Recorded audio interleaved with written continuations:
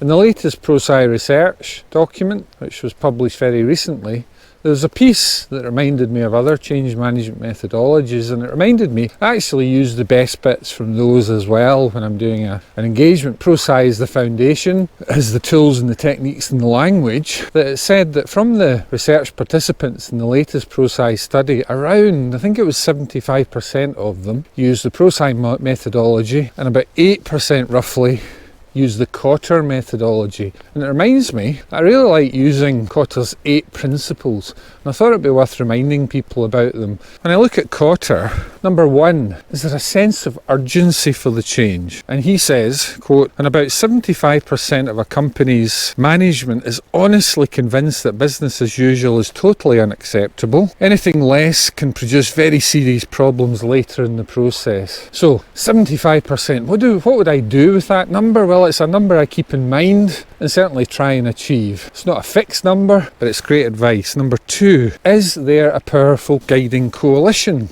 And that relates to the Prosci advice from the research. The number 1 success factor in any change programme is active and visible executive sponsorship. And Kotter says, ensure the primary sponsor creates a guiding coalition. In Prosci words, that would be a sponsor coalition. A guiding coalition of peers who are active and visible throughout the efforts. A quote from Kotter, efforts that don't have a powerful enough guiding coalition can make apparent progress for a while, but sooner or later the opposition gathers itself together and stops the change.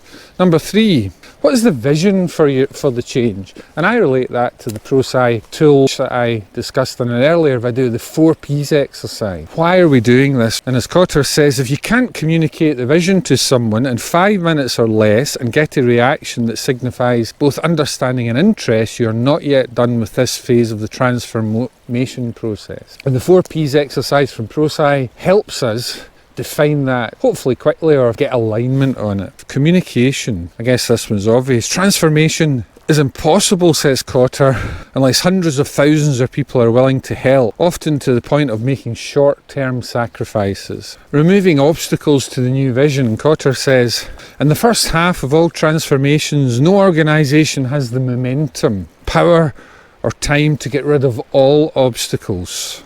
But the big ones must be confronted or removed. Create short-term wins, and in my brain I think about pilots, celebrating success, which is part of the Prosci methodology. Number 7, and this is a good one, don't declare victory too soon. Kotter says, instead of declaring victory, leaders of successful efforts use the credibility afforded by short-term wins to tackle even bigger problems. They go after systems and structures that are not consistent with the transformation vision and have not been confronted before. And if we think about culture, which I mentioned in an earlier video, that's absolutely critical. And number 8, anchor changes in the culture. That's not the way we do things. This is the right way, that's the wrong way. That'll never work here. And Kotter says, to institutionalise change in culture, number 1, make a conscious attempt to show people how the new approaches, behaviours and attitudes have helped improve performance. In Prosci terms, that's measurement, isn't it? Qualitative and quantitative measurement. Here's how it's working, here's how people are reacting to the change.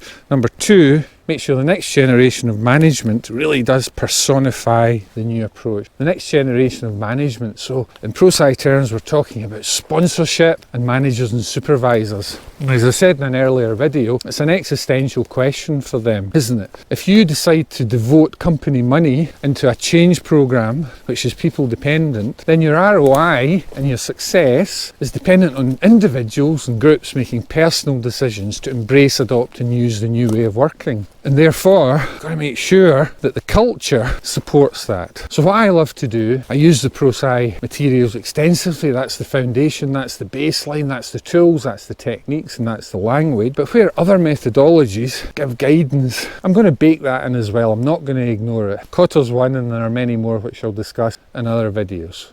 Hope you enjoyed. Thanks.